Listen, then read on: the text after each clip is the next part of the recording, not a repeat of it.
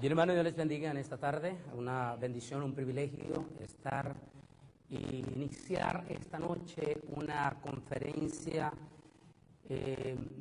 no tanto escatológica, pero sí tiene que ver con la escatología, porque la escatología es la que se mete en todos los temas profundos, lo que tiene que ver con la eternidad, lo que tiene que ver con el mundo de los espíritus, lo que tiene que ver con el cielo, infierno. Así es que, aunque hablemos de idolatría, es parte de la escatología también. Esta noche es de gran importancia para nuestro ministerio, Bonines Ministry. Vamos rápidamente a prepararnos para la palabra del Señor, y el tema que vamos a agarrar es un tema apropiado para mexicano, involucra 100% esta conferencia a México y, por supuesto, toda América Latina. Aquí vamos a tener momentos de decir verdades que en algunos momentos posiblemente a muchos de los que van a ver esta conferencia en DVD los va a incomodar por algún momento. Pero en cierta ocasión estaba en una conferencia en una radio en la ciudad de Houston, Texas, y en aquella conferencia me pasaron con una de las oyentes que pidió hablar conmigo vía teléfono. La señora estaba sumamente molesta, era mexicana, y estaba muy molesta porque habíamos hablado en aquella entrevista sobre la misteriosa Guadalupe en México. En aquel momento, mientras la señora estaba muy alterada, después que se calmó un poquito, yo le dije, yo quiero hacerle solamente una observación y quiero que usted me conteste después de esa observación. Le dije, hay dos formas de escuchar una verdad. Esas dos formas es irreversible, cualquiera de las dos usted tendrá que escucharla. La verdad, escuchar la verdad cuando se muera y tenerla que escuchar en el infierno. El problema es que una vez que se conoce la verdad estando en el infierno, no existe la más mínima posibilidad de arrepentirse y salir de ese lugar. La segunda es escuchar la verdad ahora mientras está viva. Aunque esa verdad, ahora que está viva, le va a doler, le va a tocar hasta lo más profundo de su corazón, de sus raíces religiosas. Aún con todo y eso, es mejor que le duela esa verdad, escuchar esa verdad ahora que está viva, porque al menos tiene la oportunidad de arrepentirse y evitar ir al infierno. Ahora mi pregunta para usted le dije, ¿cuál de las dos verdades quiere escuchar usted? ¿La verdad hasta que se muera y esté en el infierno cuando ya no habrá ninguna posibilidad? ¿O escuchar la verdad ahora en que le moleste y le duela? Ella me dijo, ahora me pusiste en un serio problema. Yo le dije, me gustaría su respuesta. Y ella dijo, pues bueno, hijo, ni modo. Dígame la verdad aunque me duela. Ahora, prefiero ahora y no escucharla después que estoy muerta. Y eso es cierto. Escuchar la verdad a veces nos duele, es duro y a muchos nos molesta. Pero Jesucristo dijo que solo la verdad nos podrá hacer libre. Solo escuchando la verdad nos puede hacer libre. El conocimiento de la verdad nos lleva a quitarnos la venda que tenemos en los ojos. El conocimiento de la verdad nos lleva a despojarnos de la ignorancia. La ignorancia como consecuencia lleva la superstición.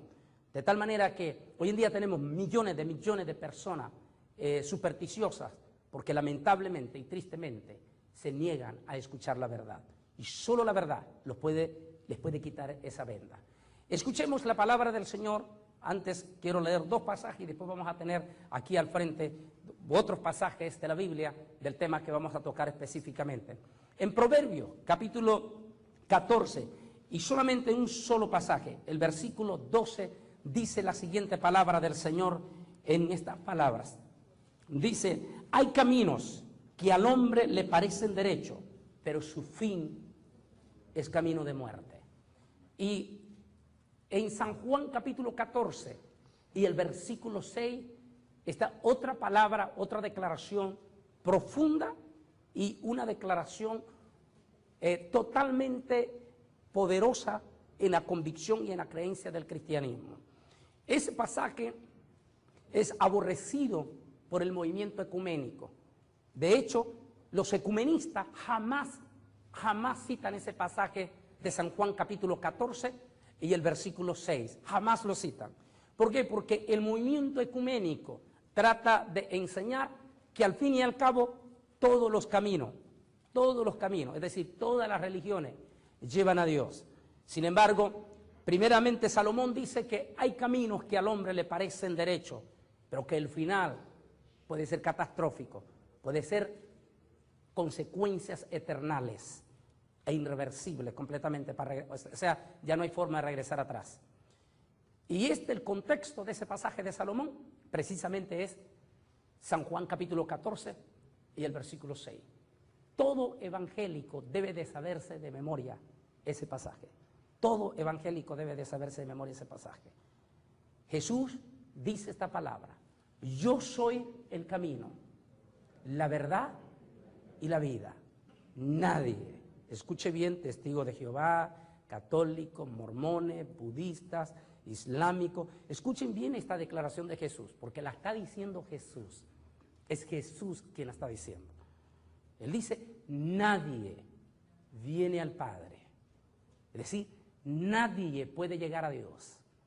Así sea una religión riquísima en aspectos culturales, en historia, en tantas cosas que se puede hablar, con todas las cosas. Así puede ser el Islam, que tiene una preciosidad de cuestiones culturales que tenemos que aceptar. Sus pinturas, sus mezquitas, son todas unas joyas arquitectónicas, sus historias matemáticas y una serie de cosas, con toda la riqueza que tenga el Islam. Hay una palabra poderosa de Jesús, que Él dice: nadie puede venir al Padre, es decir, Dios. Nadie puede venir a Dios si no es por medio de Jesús. Jesús es la única alternativa, el único camino, la única verdad, la única forma de vida. Es decir, no existe la posibilidad en este pasaje, y quiero que se preparen para decirlo de nuevo ustedes en voz alta, cuando le diga que se preparen, porque con este pasaje no existe la más mínima posibilidad de encontrar otro redentor que no sea Jesucristo.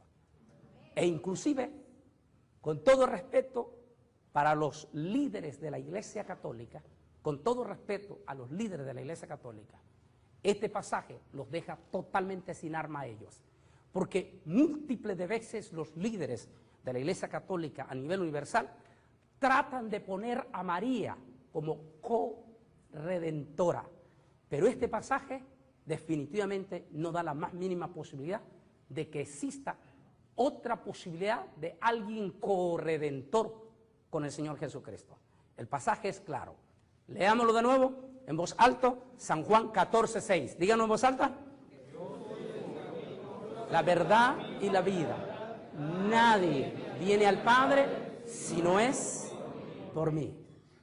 ¿Ven? Con este pasaje vamos a iniciar esta noche un tema sumamente importantísimo para el pueblo católico mexicano y por ende América Latina. Nos guste o no nos guste al resto de los latinoamericanos, estoy hablando en este momento para miles de latinoamericanos que no son mexicanos, pero que están viendo este estudio. Por más que no nos guste el resto de los latinoamericanos, México es un país que tiene tremenda influencia, una profunda influencia en el resto de la cultura latinoamericana.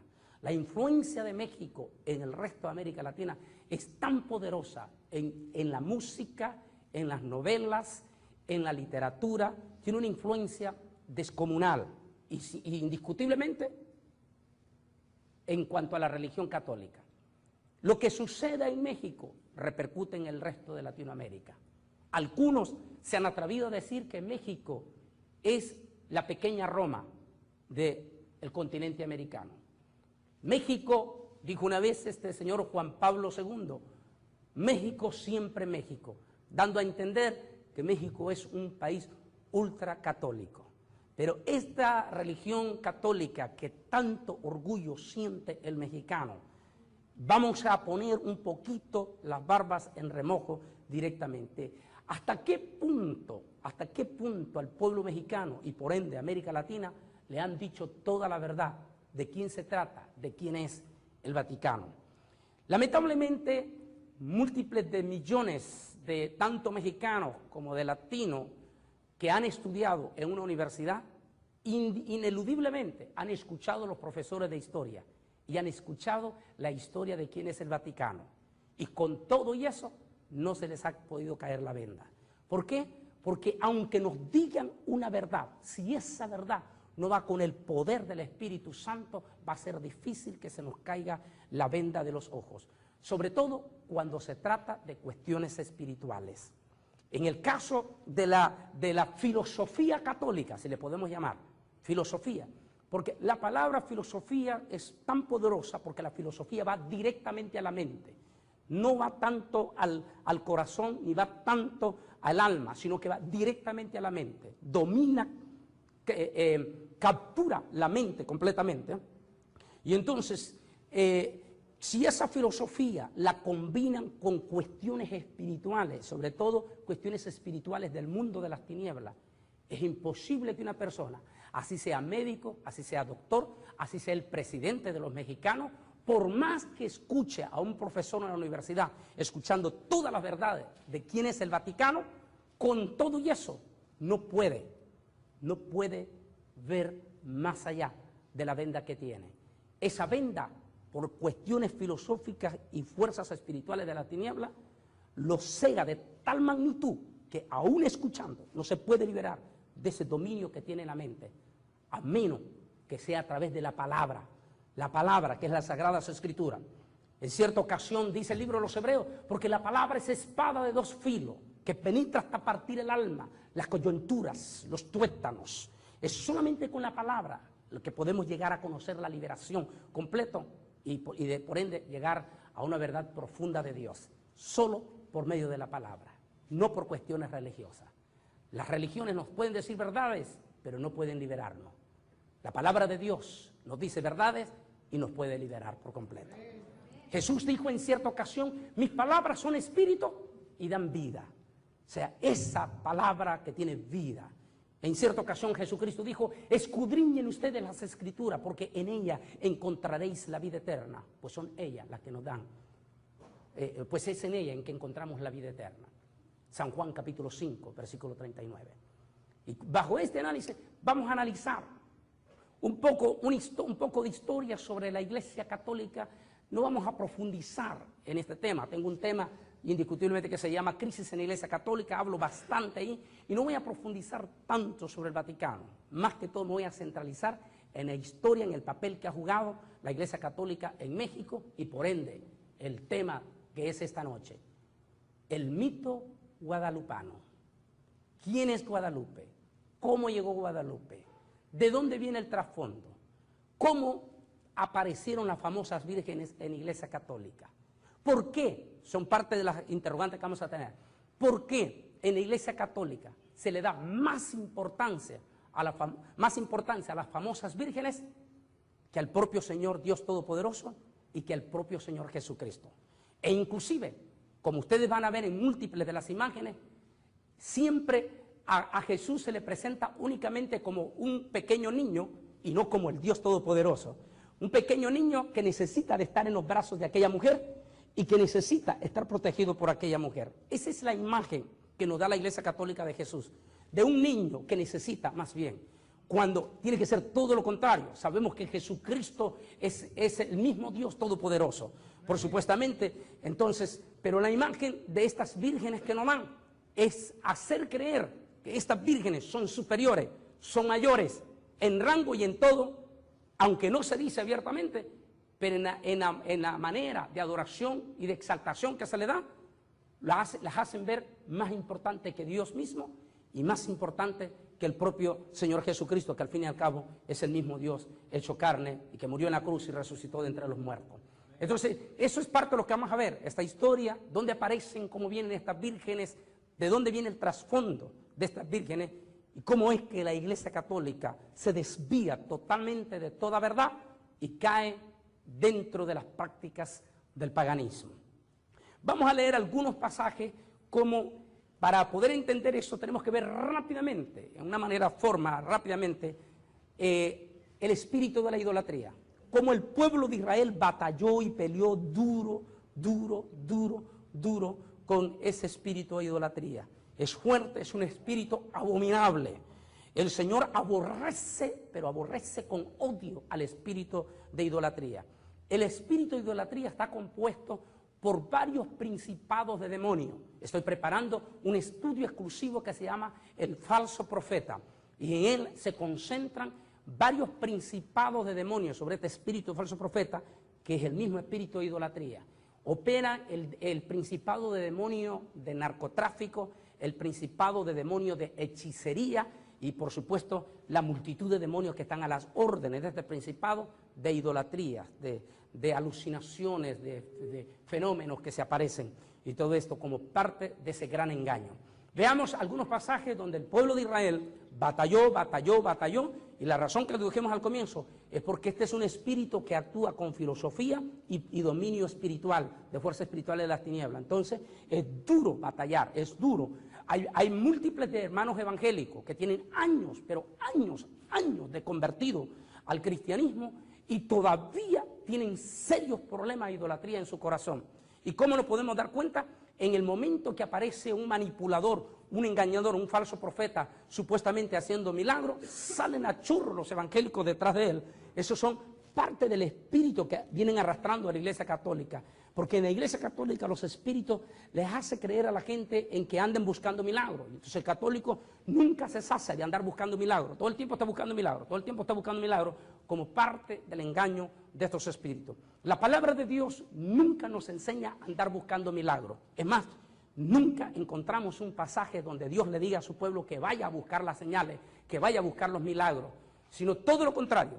Por ejemplo, el Señor Jesucristo, en San Marcos capítulo 16, y el versículo 15 en adelante dice: por tanto, id y predicad este evangelio a toda criatura. El que creyere y fuere bautizado, este será salvo. Y luego dice: y estas señales seguirán a los que creen en mi nombre. Es decir, nosotros, los verdaderos evangélicos, el verdadero cristiano, el que se ha convertido de veras en Señor Jesucristo, no tiene por qué andar buscando milagros. Los milagros lo van a seguir a usted. Eso es lo que dice la palabra. Y estas señales seguirán a los que creen. A los que creen. Note, no está haciendo un paréntesis como llamando a un super evangelista, a un super apóstol, a un super profeta, a un super ungido, y que hay que acercarse a él, tocar el mantito de él para poder recibir el milagro. Todo eso son síntomas del espíritu de idolatría de la Iglesia Católica que se viene atrayendo. Por eso hoy dije que los evangélicos tienen que ser un espíritu tan abominable como que el pueblo judío toda la vida batalló con ese espíritu, y tantos miles de evangélicos convertidos, hasta con 20 años de convertidos, todavía batallan con ese espíritu. Y si no tocan el saquito del pastor ungido, si no tocan la corbatita del pastor ungido, si no agarran el aceitito de la santa unción, sienten que no van a ser sanos. Todas esas cuestiones son síntomas de ese rasgo de posesión espiritual de la idolatría. O sea, es un demonio fuertísimo, duro. Y el pueblo de Israel batalló toda su vida con este problema, y Dios siempre hablándole a su pueblo, advirtiéndole a su pueblo. Veamos a ver algunos pasajes que tengo aquí inmediatamente. Aquí, este es el fenómeno que vamos a ver. Aquí van a haber sorpresas impresionantes, pero por ahora, prepárese aquí. Vas a pasarlo rápido sin la flecha, porque no quiero que se ponga después. Aquí va a haber sorpresa, vuélvela de nuevo, y van a haber sorpresas tremendas sobre Guadalupe. Se van a dar cuenta, regresan un momentito rápido a Guadalupe, se van a dar cuenta ustedes de algo sumamente sorprendente en esta imagen. Se van a dar cuenta de cosas sorprendentes, y se van a dar cuenta que la Guadalupe mexicana y la famosa Guadalupe española son totalmente diferentes la una de la otra, aunque las dos son sumamente misteriosas, y las dos tienen trasfondo profundamente oscuro, y las dos tienen trasfondo desde antes del cristianismo. Las dos famosas imágenes, la Guadalupe mexicana y la famosa Guadalupe española. Vamos a hablar en este tema ahora de esa manera. Y vamos rápidamente al pasaje de la palabra del Señor. Dice, y esto no es sorprendente, porque el mismo Satanás, dice el apóstol San Pablo, se disfraza de ángel de luz. Así que no es extraño si también sus ministros se disfrazan de ministros de justicia, cuyo fin será conforme a sus obras. Segunda de Corintios 11, 14 y 15. Sigamos con otro pasaje que quiero llegarle. Antes digo, está hablando el apóstol San Pablo, antes digo que aquellos que los gentiles sacrifican, a los demonios los sacrifican y no a Dios. Y no quiero que vosotros os hagáis partícipe con los demonios. No podéis beber la copa del Señor y la copa de los demonios. No podéis participar de la mesa del Señor y de la mesa de los demonios. Aquí está hablando 1 Corintios 10, 20 al 21, para que tomen datos específicos directamente. Sigamos. Y aquí, cuando el Señor está hablando con su pueblo de Israel, el Señor siempre advirtió una y otra vez a su pueblo de Israel. Y uno no se puede explicar cómo es posible que los judíos vieron al Dios poderoso haciendo milagros extraordinarios, abriendo el Mar Rojo, haciendo las 10 plagas en Egipto, dándoles agua del desierto, mandándole las nubes en el día para sofocarles el calor. Tantos milagros extraordinarios que el pueblo de Israel vio del Dios Todopoderoso.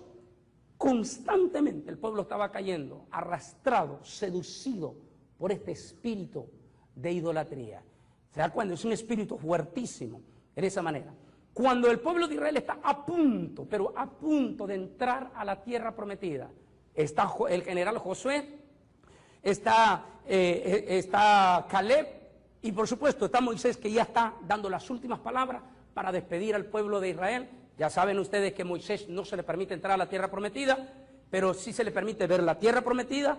Él va a pasar a la presencia del Señor, y antes de pasar, él da una palabra bajo el poder de Dios de advertencia fuertísima a su pueblo de Israel. Él sabe que cuando el pueblo de Israel traspase el río Jordán, va a encontrar una tierra cuyos moradores de esa tierra son paganos que acostumbran toda clase de práctica de los diferentes deidades espirituales. Veamos a ver la palabra aquí. No hay necesidad, creo que estén apagando la luz, es suficiente, tenemos buena vista. Veamos a ver lo que dice aquí. Deuteronomio 18, 9, 12. Dios le dice, antes que el pueblo entre a la tierra prometida, le dice: cuando entres a la tierra que Jehová tu Dios te da, no aprenderás a hacer según las abominaciones de aquellas naciones. No sea hallado en ti quien haga pasar a su hijo o a su hija por el fuego, ni quien practique adivinación. Oiga bien qué interesante. Ni agorero, ni sartílego, ni hechicero, ni encantador, ni adivino, ni mago, ni quien consulte a los muertos. Y esto es muy sumamente importante, porque dentro de la religión católica, universalmente hablamos, se exalta en gran manera, en una manera súper poderosa, la consulta de los muertos. ¿Y cómo? Muy sencillo, se lo meten muy disfrazado con la palabra santo. Averigua quiénes son los santos en la Iglesia Católica. Todos son muertos, todos son personas muertas. Muchos de ellos, algunos ni existieron en historia, como el caso del indio Juan Diego, que vamos a ver más adelante. Otros supuestos santos en su vida real, cuando vivieron, fue muy cuestionada. Y aunque haya sido una ejemplar vida, con todo y eso, Dios prohíbe consultar cualquier imagen de una persona muerta, cualquier memoria de una persona muerta. No podemos consultar a los muertos. Sin embargo, no hay un solo católico que no consulte a los muertos disfrazados de santos. Aparte de eso, que van a consultar a los brujos para oír la voz de su muerto. Vemos aquí el caso de esta artista mexicana que ahora que se le murió su hija, ella constantemente sale hablando en la televisión que ella tiene una bruja y que escucha la voz de su hija. Eso está penalizado por alguna poderosa razón, penalizado totalmente por la palabra de Dios. Dice, ni adivino, dice, ni mago, ni quien consulte. Mire lo que está diciendo aquí. Ni quien consulte a los muertos. Y luego dice el Señor, porque es abominable para Jehová cualquiera que hace estas cosas. ¿Qué significa la palabra abominable? Es una palabra profundamente fuerte en el vocablo, en el significado hebreo.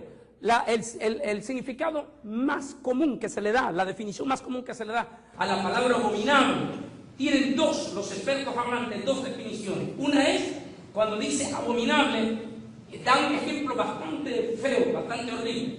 Dice como por ejemplo, cuando alguien se vomita a la par tuya, no solamente aquel hedor que surge de aquella vomitada, te hace sentir tan repulsivo aquel olor, y tan repulsivo a la persona que está a la par.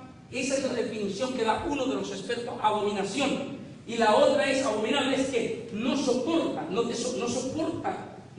ver a esa persona de frente. Cuando es abominable, le cae supermente abominable. Entonces, cuando Dios está diciendo, porque es abominable delante de Dios cualquiera que hace estas cosas, quiere decir que Dios no soporta a ninguna persona.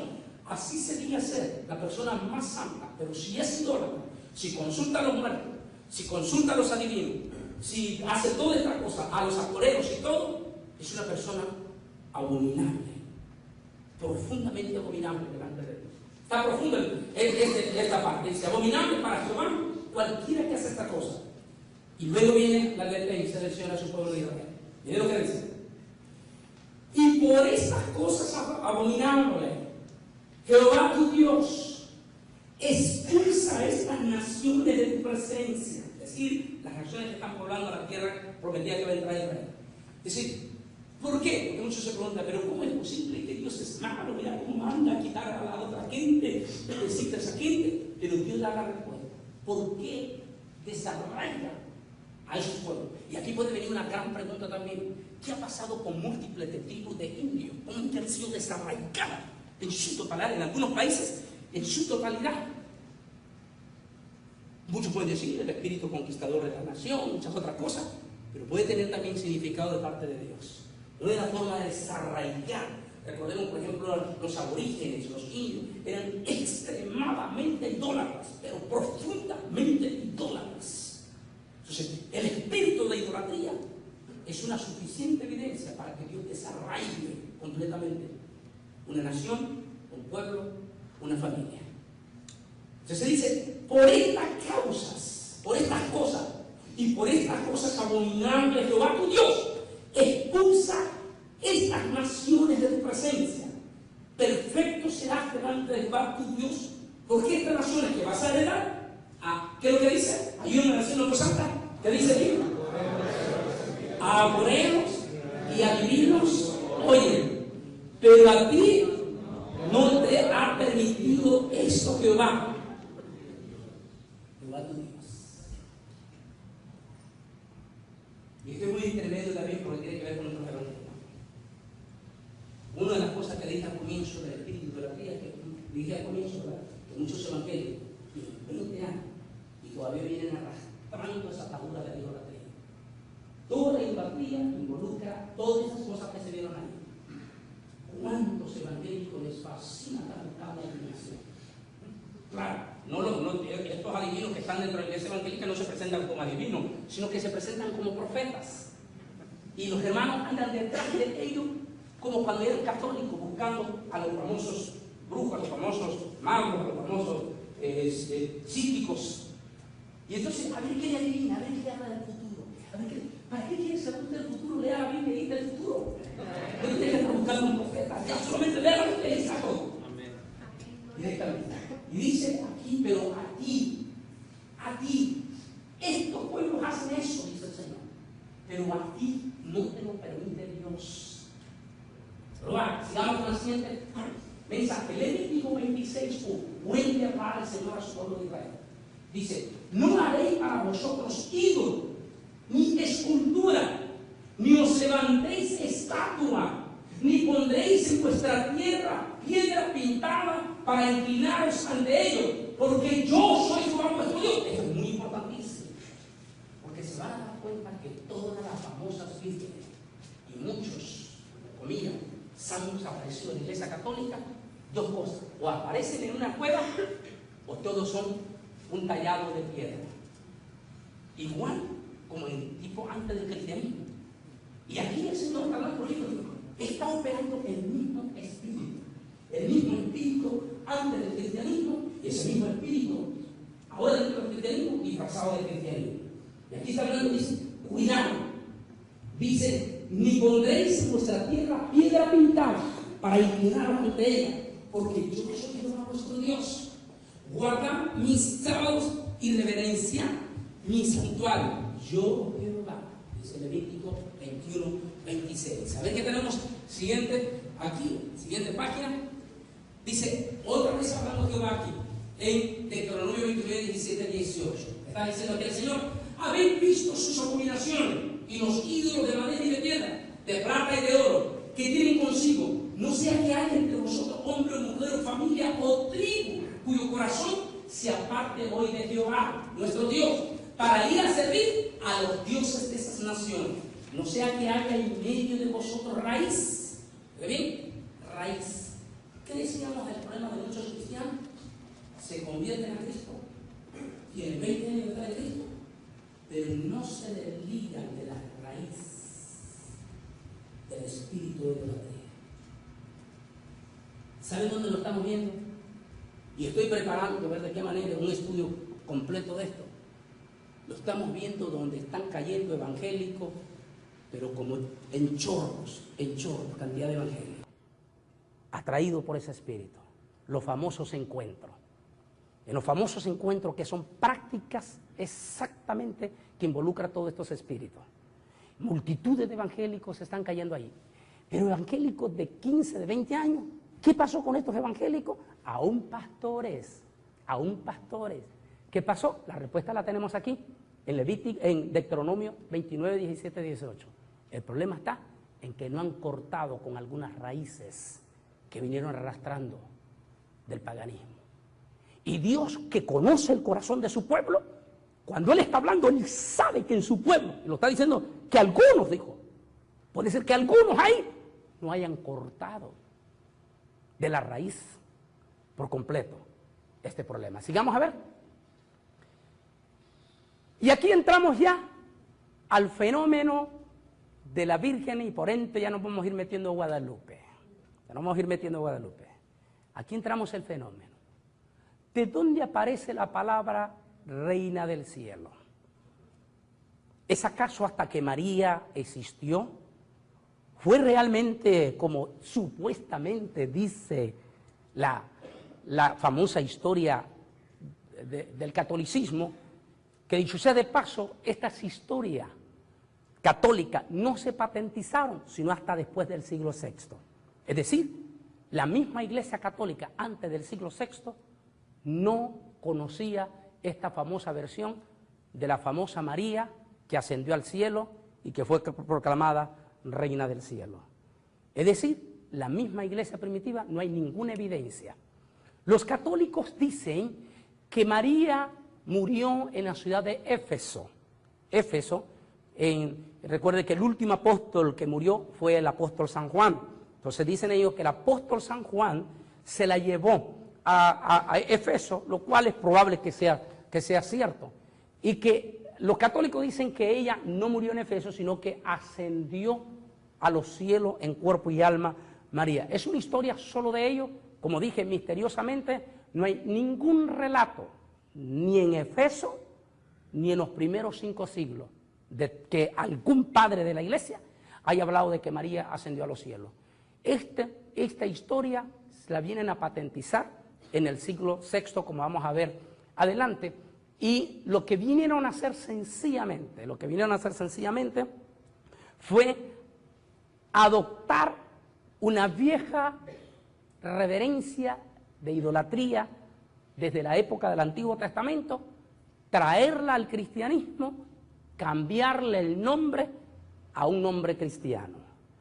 Utilizaron las mismas diosas paganas del Antiguo Testamento con los diferentes nombres que tenían allá y las trajeron al supuesto cristianismo, le cambiaron el nombre y le pusieron María. Y de María han inventado un montón de nombres, que vienen, son barbaridades, que se viene desde Fátima y no sé cuántas se pueden imaginar ustedes, que inventaron. Pero todo viene de ahí. De ahí ellos necesitaban atraer el espíritu de idolatría a la Iglesia Católica. ¿Para qué? Para atraer multitudes. Mire qué interesante. Y esto es muy importante para muchos pastores que están viendo este estudio. Cuidado, pastores, porque pueden caer en la trampa de Satanás, que es muy astuto.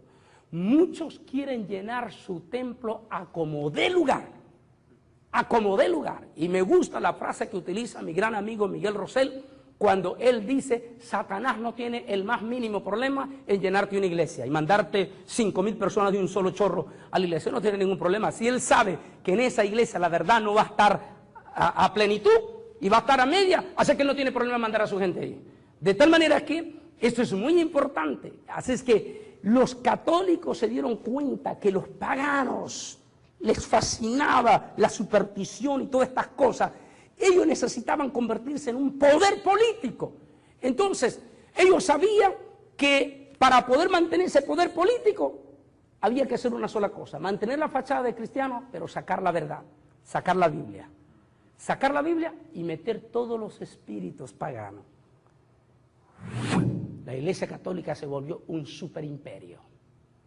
A mí no me sorprende que hoy en día tengamos tantísimas iglesias pseudoevangélicas con un paganismo descomunal dentro. Y muchos asustados porque han crecido de la noche a la mañana. Pero la pregunta es, ¿cuánto de esa gente realmente está convertida? ¿O cuánta de esa gente ha venido por la atracción de los espíritus paganos?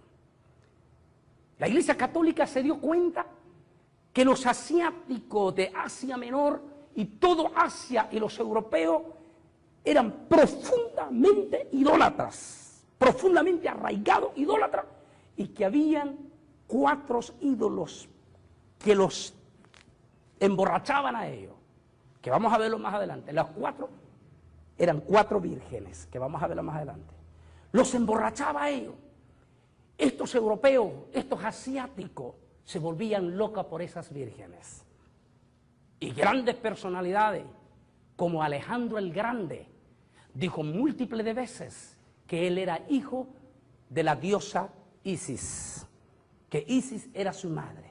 O sea, cuando escuchaban personalidades como Alejandro el Grande hablar que era un gran idólatra de Isis, entonces ahí que el Vaticano, que descubre todo esto, dice, bueno, traigamos ese potencial dentro de nosotros y convirtamos a la Iglesia Católica con un tinte cristiano, pero en un superpoder político. Y ahí quitan una verdad y meten una mentira profunda en el corazón del pueblo católico romano. Veamos a ver de dónde viene la adoración de Reina de los Cielos. No es de Guadalupe, no es de María, no es de Fátima, no es de nadie de esto. Eso viene desde el Antiguo Testamento. Y Dios severamente advierte, profundamente advierte al pueblo de Israel a tener cuidado en caer en esa adoración. Si alguien me puede, de los que están aquí adelante y sabe leer bien en voz alta, me va a preparar Jeremías capítulo 17, versículo 18, y también el capítulo 44, versículo 17, más que todo el 17 y 18, y lo demás lo pueden leer porque va a estar bastante lejos. Y hay bastantes citas aquí. Dice, reino del cielo, objeto de culto solamente mencionado en Jeremías 7, 18 y en el capítulo 44, 17 al 29. Aquí el profeta Jeremías advierte a su pueblo de Israel que está en Egipto, que ha sido seducido por este espíritu de esa famosa reina del cielo, y que se han sido seducidos de tal manera que ya también ellos estaban ofreciendo regalías, tórtolas de sacrificio a ese demonio conocido como la famosa reina del cielo. Dice Jeremías quien condena este acto de idolatría. La reina probablemente se refiere a Istar o Astarte. Póngale mucha atención, porque Guadalupe española es exactamente la misma Istar o la misma Astarte. La misma imagen, el mismo color y la misma piedra. Van a ver ahí. Deidad del amor, dice, y la fertilidad, que era adorada bajo varios nombres y considerada patrona de muchos pueblos babilonios, asirios y fenicios. La diosa era identificada con la luna, cuya adoración Moisés condenó. Esa luna es parte de la misma diosa, la influencia, ese mismo espíritu domina en su totalidad a los musulmanes, solo que se cambió de nombre de reina del cielo y se cambió el nombre a Alá. Pero si ustedes ven, todos los musulmanes adoran a la luna, la famosa luna. Es la misma diosa que adoraban en esa manera. Dice, bajo varios nombres y considerada patrona de muchos pueblos, bueno, fenicios, a la luna, cuya adoración Moisés condenó en Deuteronomio 4, 19 y 17 y 3. Los ritos del culto consistían en actos groseramente inmorales. Es evidente por la denuncia de Jeremías que los israelitas practicaban esta aberración religiosa en Judá antes de la cautividad y aún durante el destierro en Egipto. Las tortas mencionadas en los pasajes posiblemente fueron figurillas o imágenes adornadas ofrecidas con lidiaciones a los ritos de los dioses. Se va a dar cuenta que el catolicismo de hace, aquí en México, de hace unos 30, 50, 60 años, ofrecían también las famosas estatuillas, algunos hasta daban la escritura de sus fincas, de sus tierras, en donación a su famoso rito religioso. Son costumbres que vienen desde esa época. Veamos a ver qué encontramos más aquí. Dice Isis, aquí vienen las famosas diosas, todas son la misma cosa. Y todas vienen a dar a Fátima, a Guadalupe y a todas estas otras, Madonna Negra, Montserrat, todas ellas vienen a dar, las famosas vírgenes negras, las famosas deidades que adoraban. Isis de Egipto, Diana de Grecia y Roma, y de los efesios también, Artemis de los griegos, las Cibeles de los griegos y romanos, Istaro, Astarte, todas ellas con diferentes historias muy parecidas, todas encontradas en una cueva, donde se les erigió templo. Si usted estudia las historias de las famosas imágenes de México, del resto de América Latina, todas aparecen en misteriosas cuevas, en misteriosos cerros, todo relacionado con la misma historia antes del cristianismo también. El culto dice, a esta reina del cielo era una incitación a la prostitución. Se decía entre los efesios que Diana permaneció virgen y por eso los paganos, los sacerdotes, hacían voto de castidad. O sea que el celibato de la Iglesia Católica no es otra cosa que una secuencia de los sacerdotes de la famosa Diana, Diana de los efesios, a quien ellos le llamaban también reina del cielo. O sea que, mire qué interesante, pero dice los historiadores que esos sacerdotes, aunque hacían voto de castidad, tenían gravísimos, pero serios problemas, gravísimos problemas de inmoralidad sexual, entre los que se encontraban casos, porque en algunos casos que hacían castidad se castraban. Entonces, al castrarse se volvían homosexuales y otros eran empedernidos pederastas, es decir, que abusaban de múltiples de niños. Es decir, todo eso de la castidad que ellos ofrecían a Diana, a estos sacerdotes, era una pura farsa y una pura mentira, porque al fin estos sacerdotes caían en cosas abominables. Mire qué interesante, en pleno siglo XXI, el escándalo más grande que está enfrentando la Iglesia Católica, y lo digo en un tema que es en el primer tema que tenemos, crisis en la Iglesia Católica, el escándalo más grande que está enfrentando los curas de la Iglesia Católica es el problema de los pederastas. Terrible, terrible problema tiene de los pederastas. Múltiples de miles, miles de curas, miles de sacerdotes, en estos momentos demandados. Casos de 4.500, no menos de 4.500 solo en los Estados Unidos, en cuestiones de demanda, de problemas de pederastía. El caso más reciente, el gran escándalo de los Estados Unidos, hace unos meses atrás, en el Congreso de los Estados Unidos, cuando uno de los congresistas de Florida, republicano, famosísimo e importante, que luchaba y peleaba contra el espíritu del homosexualismo también resultó que era un gay que le gustaban los niños, era pederasta. Al descubrírsele a este congresista que lo obligaron a renunciar, dijo toda la verdad en las cámaras. Dijo que cuando tenía 13 años era monaguillo de una iglesia católica en Florida y el cura abusó de él. Y estos escándalos están en el mismo México, en España. Hay multitudes de libros escritos por mismos líderes católicos describiendo las terribles abominaciones de pederastas de los famosos curas que hacen voto de castidad o el celibato. Como dijimos, igual que con Diana, todo era una farsa, porque todos terminaban en actos abominables directamente, sobre todo espíritu de homosexualismo. Bien lo hizo el Señor. El Señor dice que varón y hembra los creó y los bendijo Dios, y Dios dijo, no es bueno que el hombre esté solo. Y entonces Dios hizo una mujer. O sea, Dios no está en contra del matrimonio en ningún momento.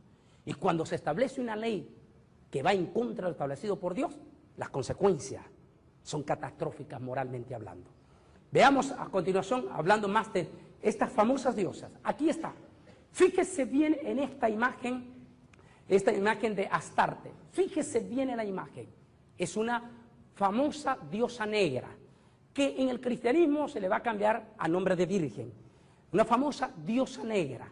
Esta famosa diosa negra o imágenes negras que tanto espíritu de adoración acarrea entre los europeos y por ende en todo el mundo. Astarte, nombre griego y romano de Astoret, la suprema divinidad femenina de los fenicios, diosa del amor y de la fertilidad, como el de Baal, la complementaria divinidad masculina. Su nombre suele encontrarse en los primeros libros del Antiguo Testamento en la forma plural Astarot, hasta la época del rey Salomón de Israel en el siglo X a.C. No aparece el singular Astaret, simbolizaba al principio femenino en todos sus aspectos, así como Baal simboliza la masculinidad. Astaret ha sido identificada con varias diosas griegas, la diosa de la luna, Selena, la diosa de la naturaleza salvaje, Artemis, y la diosa del amor y de la belleza, Afrodita, equivalente babilónica, y Asiria de Astarte. Todas ellas eran la misma cosa, con diferentes nombres, pero la misma diosa, los mismos espíritus de depravación. ¿Cuál es la historia de las famosas vírgenes católicas? Fátima, mencióneme a ver, las señoras que están aquí, a las famosas vírgenes, a las vírgenes, a las famosas vírgenes.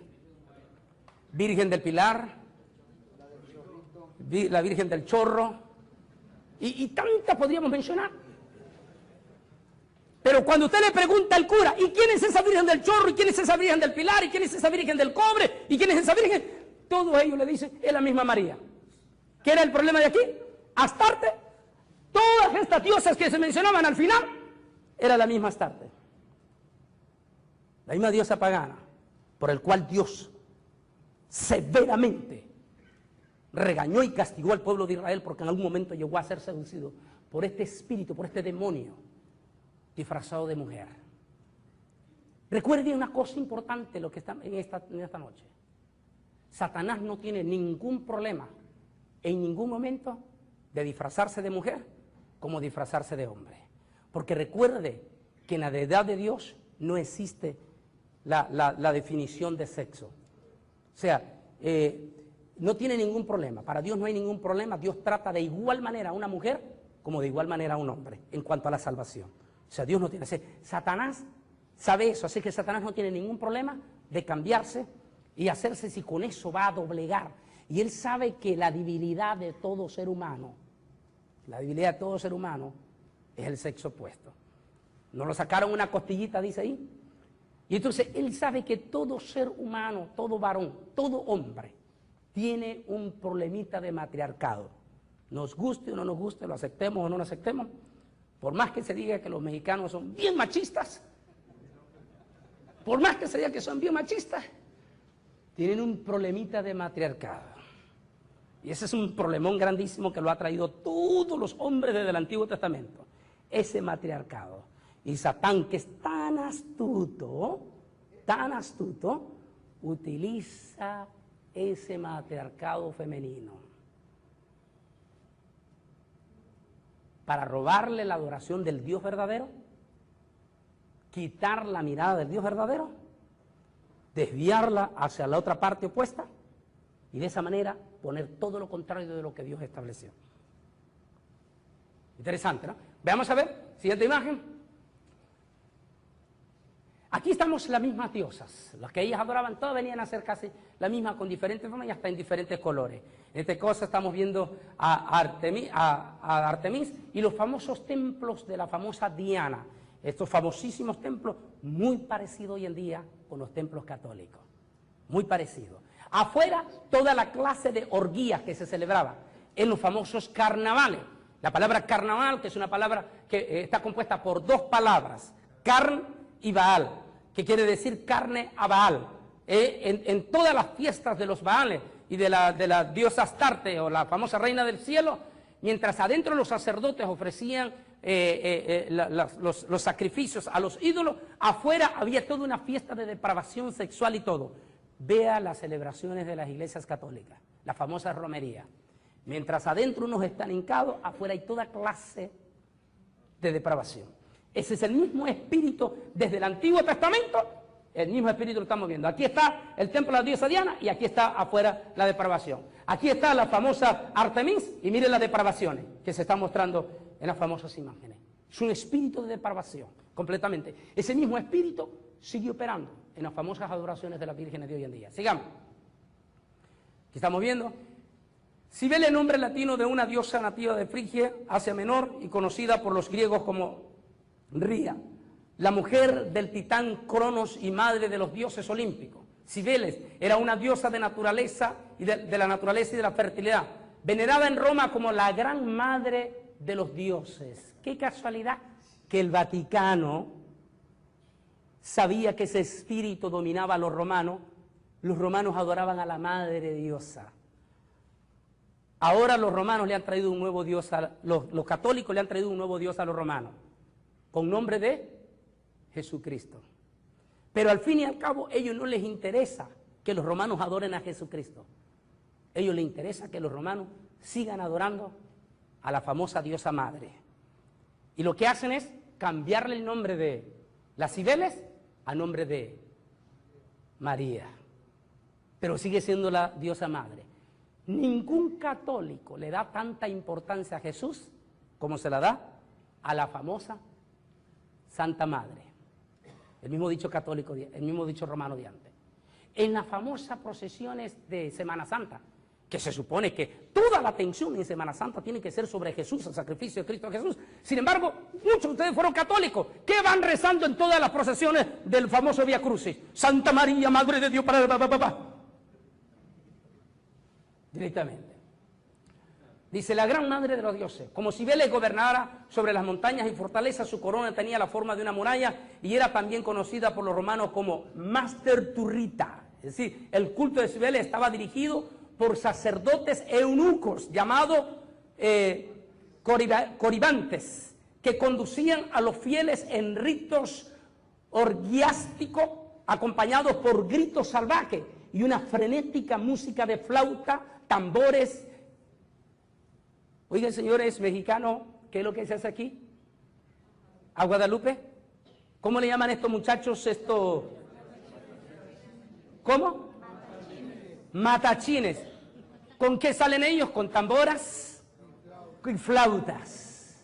La misma práctica abominable de la famosa diosa Cibele. ¿Qué dijo Dios al comienzo? Al pueblo de Israel, tengan cuidado de no practicar las mismas costumbres de esos pueblos paganos para que yo no los aborrezca también. Sigamos. Con 2 kilómetros cuadrados nada más el Vaticano, junto a la otra Roma, ambas ciudades están rodeadas por 7 colinas. Pero Roma, Vaticana, se destaca por su religión católica, con una historia llena de horror, que van desde los escándalos papales bastardos, es decir,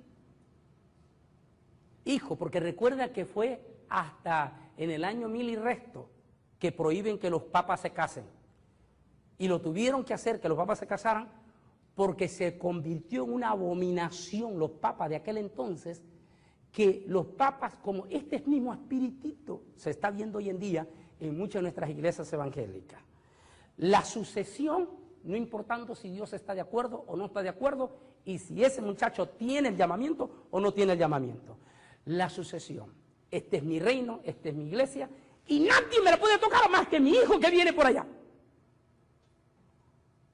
Y a veces ese hijo tal vez no tiene. No estoy en contra de que un pariente cercano, y sobre todo si fuera mi hijo, venga a ser el pastor que me suceda. Sería algún honor y si es algo lindo y es digno, y se vio en el Antiguo Testamento en el caso de Aarón y sus hijos. Pero siempre y cuando esos hijos tengan el llamamiento, estén convertidos y tengan la unción del ministerio. Pero en este caso no se piensa en eso, sino en una sucesión jerárquica, y ahí es peligroso, porque entonces ya no está la voluntad de Dios, sino la voluntad del hombre, directamente. Y entonces aquí estos papas que cayeron en esa abominable tenían hijos bastardos, o sea, hijos extramatrimoniales, y las mujeres de ellos, las mujeres extras que tenían, los manipulaban o los chantajeaban y le decían: si no dejas a mi hijo como tu sucesor, yo voy a hacer un escándalo y voy a decir que tienes hijo bastardo. Entonces el papa dejaba aquel hijo bastardo y se convertía en papa. Se hacían cosas abominables, espantosas. Hay múltiples de libros como La vida sexual de los papas, La cara oculta del Vaticano, tantas cosas terribles que se han escrito de mismos escritores periodistas católicos sobre esto, sobre las abominaciones que se cometen. Dice que van desde los escándalos papales bastardos que obligaron en el IV siglo a imponer el celibato, hasta los crímenes más horrendas de la historia, como fue la Santa Inquisición, la traición y las intrigas. Siempre han estado presentes en esta Iglesia católica romana y apostólica. En el siglo VI, Gregorio el Grande adoptó el culto pagano de la diosa Samaris, cambiándole el nombre de Virgen María. Desde ese entonces, esta iglesia adoptó toda clase de paganismo y orgía que jamás otra iglesia cristiana en la historia lo ha hecho. Fue en el siglo VI, su nombre, el Papa Gregorio el Grande, quien introduce la adoración a María. Y ahí se termina de corromper completamente. Sigamos aquí. Las vírgenes negras y la piedra negra. En la Meca, el objeto religioso por causa del cual los musulmanes del mundo entero emprenden el famoso peregrinaje o culminación de su vida de creyente es una piedra negra que constituye un símbolo de fecundidad y de la fertilidad. Según Silence, el ídolo más antiguo de Ejas era una piedra negra, volcánica y meteórica, denominada la Kaaba, es decir, literalmente la muchacha de senos muy desarrollados, y en un sentido más amplio, la Núbil, la virgen que será fecundada. Por eso la famosa virgen negra, esa que aparece así, pero decía que era ella virgen y que fue fecundada por un dios directamente. O sea, ellos utilizan todo lo católico, traen eso, calza bien con la parte del cristianismo y meten el dios pagano, directamente alterando todo el sentimiento bíblico. Por eso los católicos defienden a capa y espada. A capa y espada los católicos defienden de que María permaneció virgen.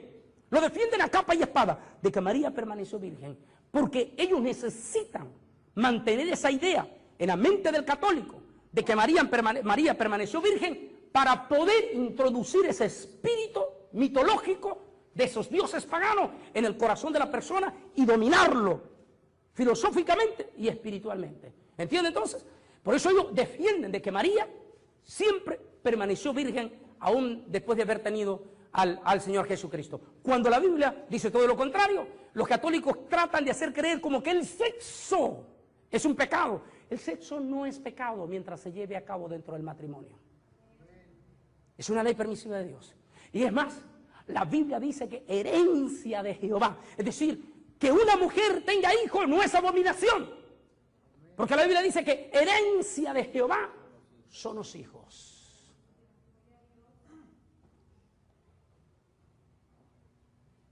Tenemos pasajes contundentes en la Biblia, en San Mateo, San Marcos, San Lucas, donde prueban evidentemente, abiertamente, que María tuvo muchos más hijos. De hecho, tenemos algunos destacados líderes en la iglesia del libro de los Hechos, hermanos de Jesús, como Santiago, o sea, Jacobo, como Judas, en la carta de Judas, hermano del Señor. O sea, líderes destacados en la iglesia que eran hermanos del Señor, hermanos en la carne. A mí no me vengan con el cuento de que eran hijos solamente medio hermanos de Jesús, porque en el pueblo judío no existe el medio hermano. Se que eran hermanos en la carne, hijo de María, hijo de José. Y Mateo lo especifica claramente, en Mateo capítulo 13, claramente lo especifica, que eran hijos de José y de María, directamente. Así es que ahora entiende por qué los católicos tratan a fuerza de mantener la supuesta virginidad, cuando no está en contra de la Biblia, de que María estuviera casada. Legalmente María estaba casada, legalmente estaba casada. No fue ningún pecado de que María tuviera más hijos. Bíblicamente no fue. Porque si el tener más hijos es un pecado, entonces, Dios mío, se equivocó Dios cuando hizo hombre y mujer. ¿Entiende? Sigamos rápidamente aquí. Y aquí viene la famosa Virgen Negra, que viene exactamente a la misma estatua.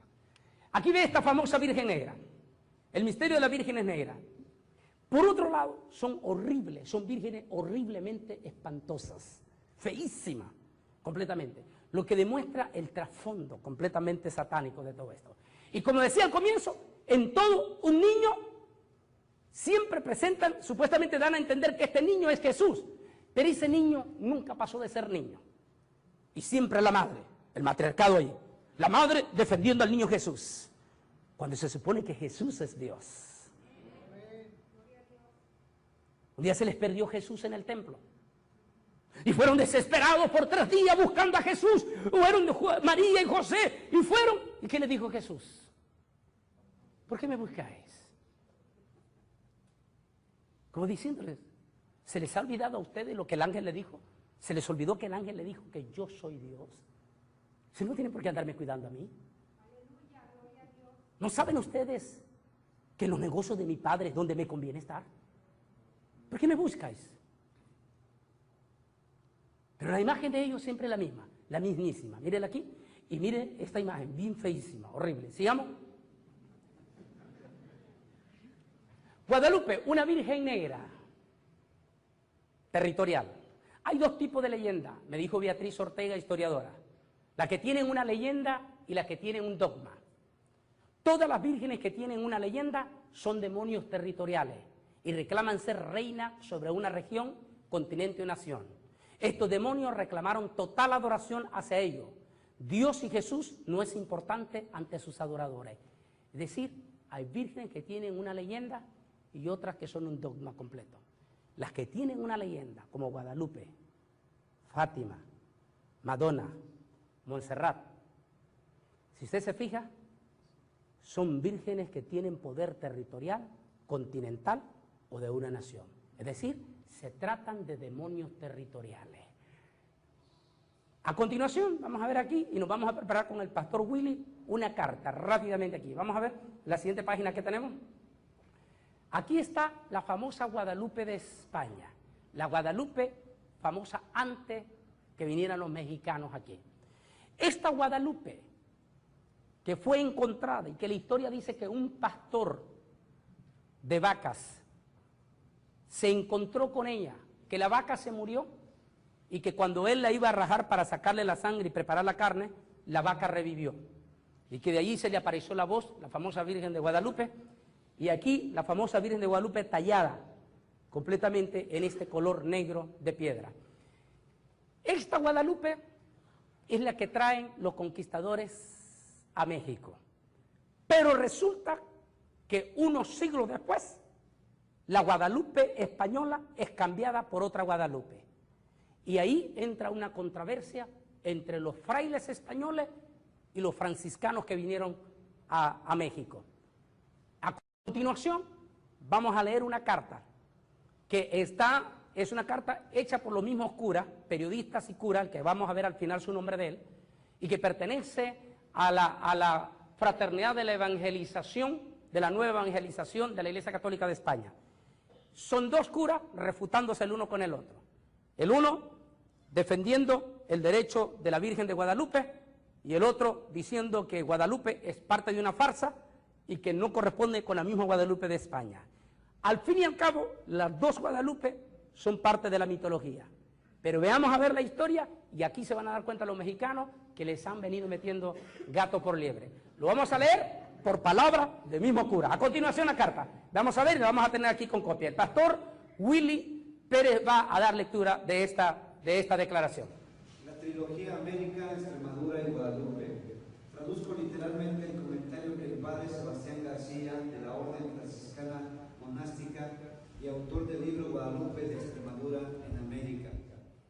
Quiero aclarar, Guadalupe de Extremadura, así se le llama la famosa Guadalupe de España, que es de ese pueblo, de esa región que se llama Extremadura. Siga. Es vergonzoso e imperdonable ignorancia histórica que bajo la voz de Guadalupe no se haga referencia alguna a la principal y originaria, Nuestra Señora de Guadalupe de Extremadura, España, y solamente trate de Nuestra Señora de Guadalupe de México, sin mención alguna de Nuestra Señora de Guadalupe de Extremadura. Lástima que con este error y omisión tan injusto, lamentable, haya sido publicado el nuevo diccionario de Mariología, ignorancia en el autor en la voz del padre Valeriano y en el equipo español de Ediciones Paulinas. Lo que anteriormente queda expuesto es la negativa del padre Sebastián García a las razones históricas fundamentadas en los anales, documentos y legajos que como prueba indubitable se ha quedado plasmada para conocimiento de todo aquel que quiera saber cómo fue y cómo aconteció. No se miden sus palabras al dirigirse a su correligionario de fe, padre Valerio Maganán, llamándole ignorante e ignorancia histórica. Estamos acostumbrados a ver y a ser testigos de tanta desunión y demostración en lo concerniente a este tema tan escabroso. Razón hay de ello, ya que la historia así lo documenta desde el comienzo, y en lo concerniente a la supuesta aparición de la Virgen de Guadalupe de Tepeyac. Oiga, lo que está diciendo él ayer, hacemos un paréntesis, que el pastor Willy, mire qué interesante. El mismo cura está diciendo, y a la supuesta aparición de la Virgen de Tepeyac. Y lo va a argumentar a continuación él, este mismo cura, va a argumentarlo con todas las evidencias históricas de líderes franciscanos y dominicos de esa época. Vamos a continuar, sigue leyendo el pastor. Los cronistas de Indias así reflejaron las desavenencias entre religiosos de la orden de los franciscanos y dominicos. Posiblemente sea la única referencia histórica, y vuelvo a repetir, en más de un siglo y medio de silencio, donde el segundo obispo de México, Alonso de Montúfar, en un sermón llevado a cabo el día 6 de septiembre de 1556, hizo mención de la devoción guadalupana. Sin embargo, a los 2 días de aquella predica, el provincial de los franciscanos, padre Francisco de Bustamante, explicó en un sermón en el que atacó al culto de la Guadalupe con gran virulencia, representando al parecer la opinión general de los franciscanos. Estos mismos más bien atacaron con fuerza en un principio una devoción que por su principio era falsa, pues Bustamante, incluyendo en su prédica el artífice y creador de aquella pintura... Pero mire lo que está diciendo aquí. ¿Está poniendo atención a lo que está diciendo aquí? Está diciendo aquí, él está aclarando por las evidencias de los líderes de la Iglesia Católica de aquel entonces, está diciendo de la farsa y menciona al famoso pintor, el famoso pintor que hizo la pintura de del famoso manto de Guadalupe. Indiscutiblemente, el pintor que menciona él con nombre, aquí está, ¿verdad? Cipas Bernal Díaz del Castillo, un tipo eminente en pintura. En aquel entonces, recuerde que se manejaba la pintura en trilogía, lo que conocemos como tridimensión.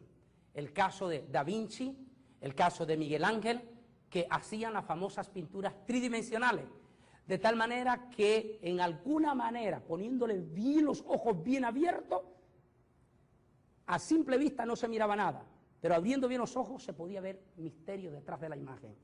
Como lo van a ver en Guadalupe, el pintor es un tipo que hizo una imagen de Guadalupe, una pintura de Guadalupe tridimensional, para provocar en asombro a los indios y caer a la misma idolatría. Sigue leyendo el documento. Estos mismos más bien atacaron con fuerza en un principio una devoción que por su principio era falsa, pues Bustamante incluyó en su prédica el artífice y creador de aquella pintura, refiriéndose al indio Marcos Cipat. Bernal Díaz del Castillo, cronista, así lo refleja. Aquella situación, decía, era muy peligrosa, pues con ella se echaba por tierra el incesante trabajo de los misioneros para que los indios, venerando excesivamente las imágenes, no recayeran en una disfrazada idolatría. tanto más probable en este caso, ya que como la documenta la historia, el Tepeyac era un antiguo e importante adoratorio de Tonantzin. Mire qué interesante. Mire qué interesante.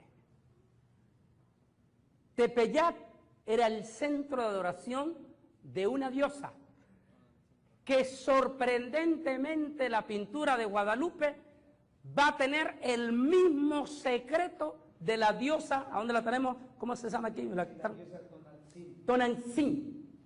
Va a tener la misma. Le voy a dar ya un poquito de adelanto. La diosa Tonantzin era una serpiente que se podía ver como mujer, pero que al mismo tiempo era una serpiente. Recuerde que aparte del dios sol que adoraban los aztecas y los mayas, estaba la serpiente como uno de sus principales ídolos. ¿A quién representa la serpiente? Satanás, el diablo. Veamos, siga leyendo el documento, importantísimo lo que está diciendo él ahí. Quiere decir que el templo de Tepeyac está construido en el mismo lugar donde los indios aztecas adoraban a esa famosa divinidad femenina. Cuerpo serpiente, cuerpo mujer. Se van a sorprender lo que hay detrás de Guadalupe en esto. Vamos a ver, síguelo. Los clérigos y hombres de letras reconocidos y recordados como defensores de indios ante los conquistadores durante esa época, como Pedro de Gante, Toribio de Benavente, Fray Andrés de Olmos, Vasco de Quiroga, Bartolomé de las Casas y otros muchos, no dejaron testimonio en ninguno de sus textos sobre... ¿De qué está hablando? Para ahí un momento ahí. ¿De qué está hablando él? Que ninguno de estos renombrados famosos frailes en la historia mexicana, en su época, ninguno de ellos hablaron del famoso indio y de la famosa aparición del manto de la Guadalupe y de la famosa imagen que se le apareció al indio.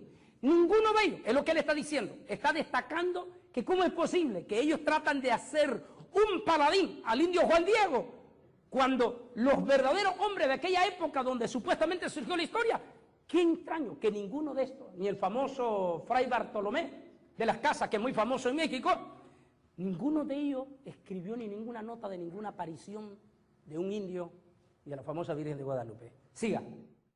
Investigadores como Javier Nogués, autor de documentos guadalupanos, y Ángel Camilo, el guadalupismo, concluyen que el creador de la leyenda guadalupana fue el segundo arzobispo de México, Alonso de Montúfar, creador del anzuelo para poder afiliar a toda la grey indígena a su causa vía Juan Diego. ¿A quién se le está diciendo que fue el creador del mito? Aquí está diciendo el nombre directamente él, documentado, está citando los escritores, investigadores, documentando quién obispo fue el que inventó la famosa historia para atraer a los indios. Y sabe que este cura era jesuita. Estos jesuitas son malvados, estos tipos, malvados. Ellos necesitaban hacer caer a los indios y utilizaron una leyenda que iba a calzar con los indios. Sigamos. El historiador Gutiérrez de Zamora advierte que una prueba de los sucesos nebulosos de Juan Diego se hallan en las crónicas del cosmógrafo de Indias, Juan Bautista Muñoz, quien desconocía el hecho guadalupano. En los documentos por él ordenados, que son todos los que existen en la posteridad a 1531, no se menciona el hecho y menos aún la existencia de una prueba más que... O sea, el tipo está... mire qué tremendo, el mismo cura le está demostrando con hechos, con hechos. El historiador más famoso de esa época y que son documentos que se guardan ahorita en España, no menciona a ningún Juan Indio, a ningún Juan Diego, Indio Juan Diego. Siga. El investigador, con datos ordenados y archivados por él mismo en el Archivo General de Indias en Sevilla, considera que el documento más fiable sobre la existencia de Juan Diego es el apartado por el padre Mariano Cuevas, quien refiere la existencia de un códice de mediados del siglo XVI, donde se considera que la vida de Juan Diego nunca se cruzó con Fray Juan de Zumárraga, mucho menos en 1531. Pues sigue. Más claro no puede seguir hablando él ahí. Hechos históricos. Pero ¿qué decíamos al comienzo? El problema es que estas historias las escuchan abogados, millonarios, presidente Fox, la esposa del presidente Fox, Felipe Calderón, conocen estas historias, pero no puede caérsele la máscara, porque están poseídos por un espíritu de filosofía, de fuerzas espirituales de las tinieblas. Y solo la palabra de Dios, la Biblia, es la única que los puede libertar. O sea que por más que la oigan, y por eso estamos haciendo este estudio bajo el poder de la palabra, por eso comenzamos con la palabra, con la oración. Sigamos. Cuentan y se ha hecho público que el padre Lauro López Beltrán, entusiasta guadalupano, insistía en buscar la canonización del vidente. El arzobispo le respondía: primero encuéntrame los restos de Juan Diego y después hablamos. Eso de la canonización vino desde siglos, luchando y luchando que lo canonizaron, pero aquí pura decir que le decía este otro país: encontremos el cuerpo y después hablamos. Sigue leyendo. Sí, la tumba fue buscada sin éxito en diferentes sitios y en diferentes siglos. El último fue realizado por el Etzabal Guillermo Schulenberg, quien en 1969 solicita al Instituto Nacional de Antropología e Historia que un grupo de especialistas realizara una excavación en la antigua capilla donde se creía que fueron enterrados Juan Diego y su tío Bernardino. Conocido es que especialmente Guillermo Schulenberg y el arcipreste de la Basílica, Carlos Warholz, se opusieron a la beatificación, negando su historicidad. Para ellos, Guadalupe y Juan Diego pertenecían al ámbito de la catequesis simbólica y planteaban que ir más allá de tal simbolismo no sería más que una quimera histórica. ¿Qué está diciendo aquí? ¿Y quién es Schulenberg? Fue el abad por 11 años en la Basílica de Guadalupe. Cardenal por 11 años en la Basílica de Guadalupe. Que en 1969 pidió al Instituto Arqueológico de México que llevaran a cabo excavaciones en la antigua iglesia del Tepeyat para buscar la tumba del indio Juan Diego. Al final no se encuentra nada y Schulenberg lanza la carne al asador, denunciando ante Juan Pablo II que por favor, recordemos lo que él dijo en una entrevista, le dijo a Juan Pablo II: por favor, no canonice al indio Juan Diego, porque el indio Juan Diego nunca existió. Siga leyendo. Planteaba que ir más allá de tal simbolismo no sería más que una quimera histórica. Además dijeron que la canonización de un símbolo sería de un símbolo y no de una persona. La canonización, advertían, comprometía gravemente el magisterio del Papa. Esto acompañado de las escandalosas revelaciones de Schulenberg a la revista italiana Istus y difundidas por el diario italiano 30 Giorni, que han dado la vuelta al mundo. Un testimonio más de querer hacer realidad la fantasía o la poética, como así se expresaba Sor Juana Inés de la Cruz en sus escasas referencias ante el mito guadalupano. ¿Qué está diciendo el historiador aquí y cura católico? Guadalupe del indio Juan Diego es una farsa, es una mentira.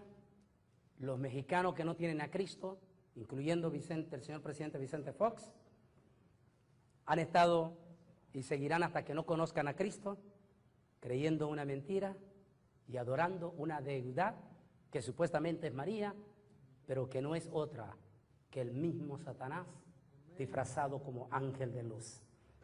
Vamos todavía sigue hablando más, solo pásela nada más la página. Aquí estamos presentando, aquí está el D.E. Juan Francisco Aguirre Pérez. Aquí está Badajo, Extremadura, mayo 2002, todo el documento donde está. Y aquí ponemos un extracto de la carta de Schulenberg, que luego va a salir en este estudio, en esta manera, todo el extracto. Y aquí estamos dando definitivamente lo que se está hablando. Y ahora vamos rápidamente a Guadalupe, a Bala Jiménez, volvamos al PowerPoint y vamos a ver qué tremendo engaño se le ha llevado. Yo creo que en buen momento, en este momento que ya dentro de pocos días entramos a diciembre y los mexicanos y casi toda América Latina entran a una famosa celebración mariana. Vamos a ver, esta es aquí está ya, vamos a entrar al famoso misterio de Guadalupe. Si te puedes recordar, si la puedes poner, te puedes recordar la Guadalupe española y después venimos a esta otra, a ver si la puedes encontrar ahí. La Guadalupe española y esta Guadalupe, y se van a dar cuenta que las dos son totalmente diferentes la una de la otra, pero se van a dar cuenta de la famosa diosa que adoraban los indios. Esta es la Guadalupe de Extremadura, España. Nada que ver con la otra de aquí, ¿verdad? Esta es.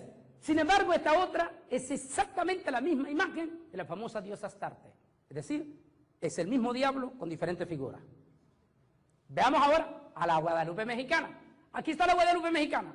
Quiero aclarar, este ídolo de Guadalupe tiene que ser un demonio altamente territorial y de un potencial jerárquico descomunal como para que Juan Pablo II, el papa más famoso del último siglo, Juan Pablo II pidió morir abrazado a esta imagen. ¿Saben ustedes? Juan Pablo II sabía 100%, sabía quién era Guadalupe. Y sabía el misterio que hay en esta trilogía que vamos a ver, en tercera dimensión. Es impresionante. Fíjense que solo a simple vista, sin seguir articulando aquí, todo el mexicano, esta es la imagen, la pintura original del indio Juan Diego. La imagen que estamos viendo es la original del indio Juan Diego, del Vaticano, y la logramos bajar directamente en la página web del Vaticano. Entonces, esta es la original, esta es la misma que ve, inclusive la misma estatua que hicieron aquí en Tepeyac, del indio, del manto del indio, es exactamente esta misma. A ver, si recuerdan lo que estaba diciendo, en la famosa diosa, ¿cómo era que se llamaba? Tonantzin. ¿Qué era la imagen de Tonantzin? A ver si se recuerdan lo que le dije. ¿Qué era? Una serpiente que tomaba forma de mujer. Abran bien los ojos y miren Guadalupe. Abran bien los ojos y miren Guadalupe. No vamos a poner la fecha todavía. Solo abran los ojos y miren Guadalupe. Mírenla bien. Se va a dar cuenta que esta es una pintura tridimensional y que el mexicano a simple vista nunca se da cuenta qué es lo que está adorando. Nunca se da cuenta qué es lo que está adorando. Porque dice un dicho, que lo que el turista no ve, el científico lo ve. Porque dice que el turista siempre anda con la boca abierta, creyendo que está viendo y no está viendo. Y el científico anda viendo lo que el turista anda viendo. Él anda viendo los detalles. Y ahí es cuando él descubre el científico. Entonces, el mexicano a simple vista no puede ver lo que hay detrás de esta imagen. Tiene que ser un demonio territorial muy fuerte, como para que Juan Pablo II la declarara de potestad sobre todo el territorio americano. Es decir, le entregó todo un continente.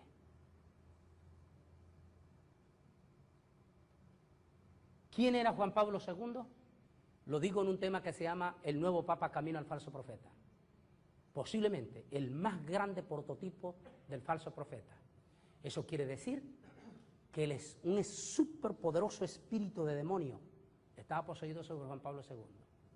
Ese demonio es el que reparte sobre los otros demonios poderes territoriales.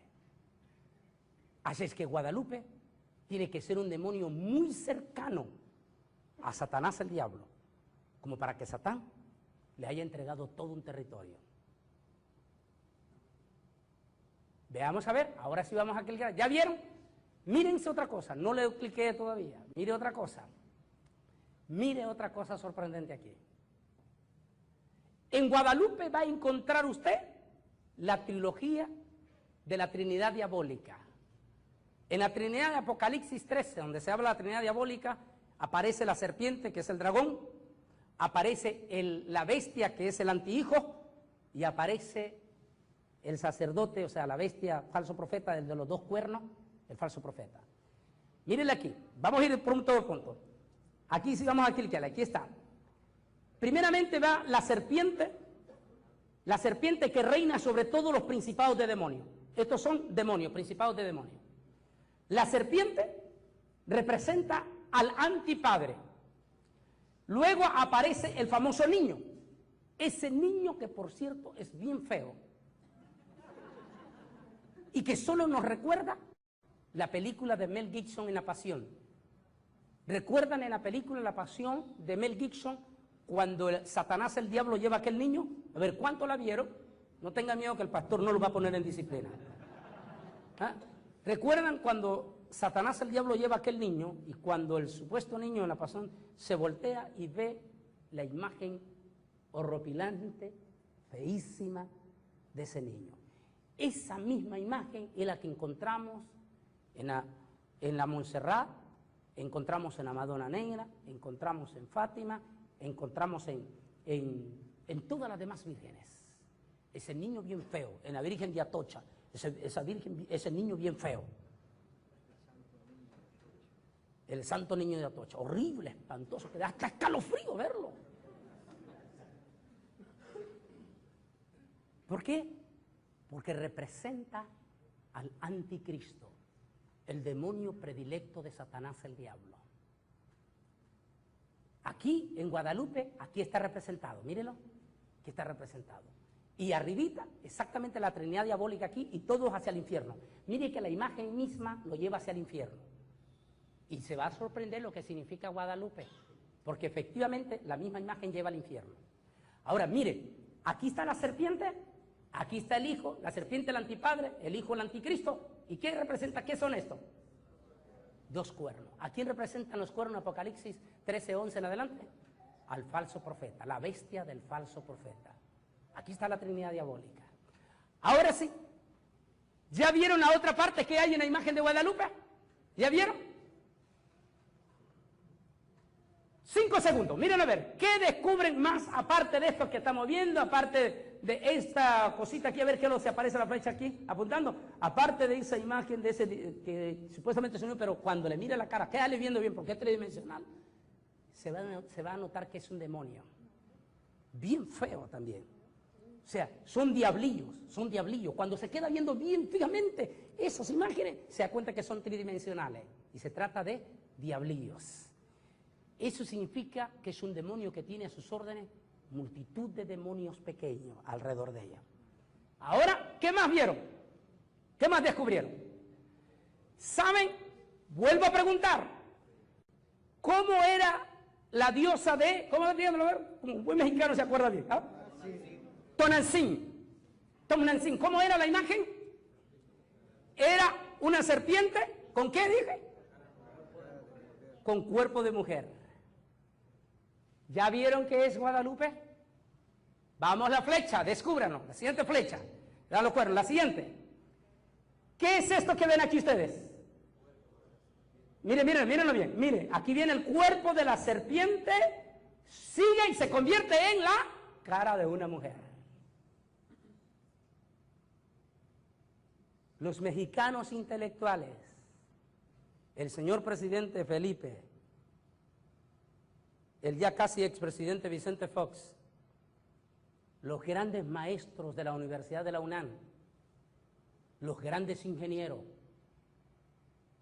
los grandes intelectuales, están adorando a una serpiente con cuerpo de mujer.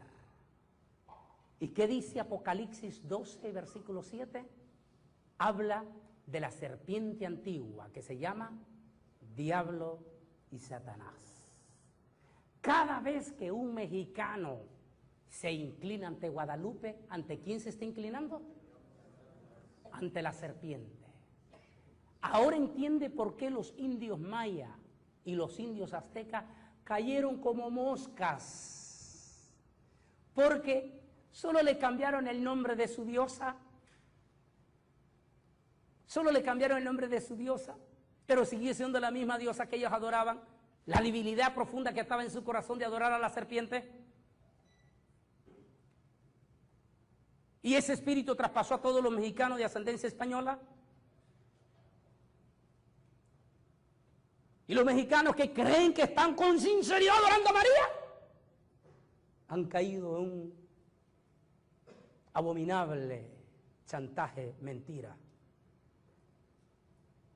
Y no están haciendo otra cosa que adorando a la misma serpiente. ¿Una imagen más? ¿Una imagen más? No, regrese a la letra que está atrás, a ver, ¿qué decía? Pásamela. ¿Qué pasó ahí? Vamos a ver. ¿Qué era lo que había? Sigue adelante. ¿Qué era lo que había? Estamos adelante, ¿verdad? Sigue adelantando de ese. Y esto no es sorprendente, porque el mismo Satanás se disfraza de ángel de luz. Así que no es extraño también si su ministro se disfraza de ministro de justicia, cuyo fin será conforme. ¿Tenemos más imágenes después de esta? ¿O esa es ya la primera? Porque creo que aquí tengo la definición de Guadalupe. A ver, sígamelo. ¿Será que no me lo copió todo completamente? Porque al final también quiero poner la bibliografía consultada, para que vean que esto fue un estudio de investigación, de responsabilidad, como la carta que leímos. A ver, ¿qué sigue? A ver, nos detuvimos aquí. Sí, aquí ya viene hablando de lo que se habló, sigue pasando adelante, del supuesto llamamiento que se le apareció al indio Juan Diego, que le dijo: Juanito, Juanito, por favor, dile al fraile que me construya una iglesia aquí. Ya sabemos cómo el cura desbarató completamente esa historia. Una más atrás, te fuiste adelante completamente. A ver, una más atrás, dice: esto es bueno y agradable delante de Dios. Hay una parte, algo se me está yendo allí. Vamos a ver. A continuación doy a conocer el significado de la palabra Guadalupe. Apunte, porque es una palabra que se encuentra en el diccionario, no directamente junta, sino que está separada la una con la otra. Recuerde que Guadalupe es un nombre indígena, compuestas. Recuerde que los nombres indígenas son nombres compuestos por varias sílabas o por varias palabras que las unían. La palabra Guadalupe viene compuesta de dos palabras. Aquí viene, a continuación. Dice Guada, lugar de arenas movedizas, dice el diccionario. Lugar de arenas movedizas, donde se tragan a las personas. ¿Han visto las películas ustedes donde va corriendo alguien en un bosque y cayó en una arena movediza y se lo tragó y se fue a las profundidades de los abismos? Guada significa arenas movedizas o lugar donde se va a las profundidades de los abismos. Lupanar, la otra palabra, para que después la junte las dos, ya está guadalupano. Lupanar, casa de prostitución. Es decir, el mismo espíritu de Astarte, de Isis, de Diana y de todas las diosas paganas.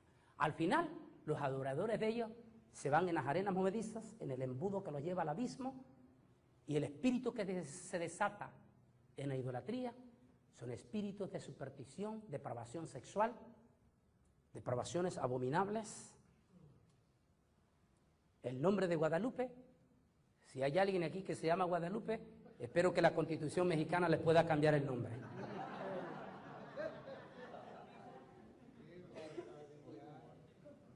Porque el significado está horrible. Señores, yo quiero terminar con estas palabras mientras él pone la bibliografía. Quiero terminar con estas palabras.